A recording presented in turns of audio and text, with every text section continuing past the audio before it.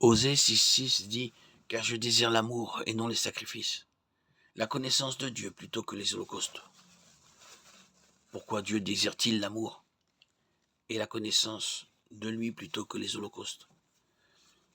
La clé pour répondre à cette question se trouve dans les paroles du schéma. Écoute Israël, l'Éternel notre Dieu est l'Éternel. Tu aimeras l'Éternel ton Dieu de ton cœur, de toute ton âme et de tous tes moyens, toute ta force. Deutéronome 6, 4, 5. L'amour pour Dieu était la priorité numéro 1 du peuple d'Israël. Toute la loi, y compris les offrandes et les sacrifices, devait servir d'expression de cet amour pour le Seigneur. Cependant, au fil du temps, les Israélites ont commencé à adorer d'autres dieux tout en continuant le rituel des sacrifices. Ils obéissaient à la loi, mais ils ne manifestaient pas d'amour envers Dieu. Ils ne le connaissaient pas vraiment. Le message d'Osée était une réponse à l'hypocrisie d'Israël. Dieu désirait leur amour plutôt que des pratiques extérieures de piété. Il désirait que son peuple désire lui succéder plutôt que de simplement perpétuer une tradition religieuse. Les Écritures soulignent souvent que les sacrifices à Dieu sont incomplets, même offensants, sans un cœur transformé qui aime et connaît le Seigneur. 1 Samuel 15, 22 dit « L'Éternel prend-il plaisir aux holocaustes et aux sacrifices comme à l'obéissance à la voix de l'Éternel ?»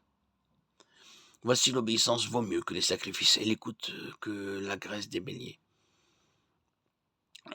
Ésaïe 1, 11, 17. Amos 5, 21, 24. La même chose est dite d'autres rituels religieux, comme la circoncision, Romains 2, 28, 29. Sans une relation d'amour avec Dieu, tous les rituels du monde ne pouvaient aider les pharisiens.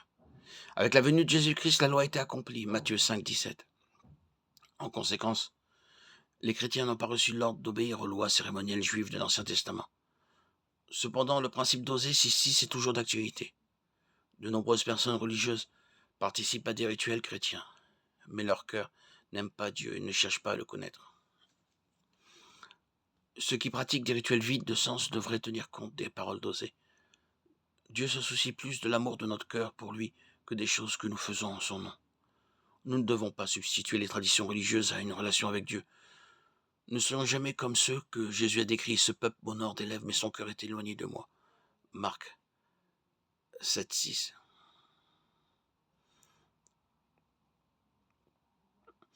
Osée 8, 7 fait cette déclaration énigmatique. Car ils sèment le vent et ils moissonneront la tempête. Ce proverbe est connu à l'époque moderne pour son utilisation dans les discours militaires et comme titre de romans de science-fiction. Que voulait donc dire Osée? Le proverbe utilise une illustration tirée du processus agricole de semis et de récolte. Un agriculteur semait des graines. Bien sûr, le type de graines qu'il plantait déterminait le type de plante qui pousserait et serait récoltée. C'est le principe de la duplication. Dans Osée 8.7, Dieu dit qu'Israël avait semé du vent et qu'il récolterait une tempête, en prenant le vent pour quelque chose de sans valeur et de stupide.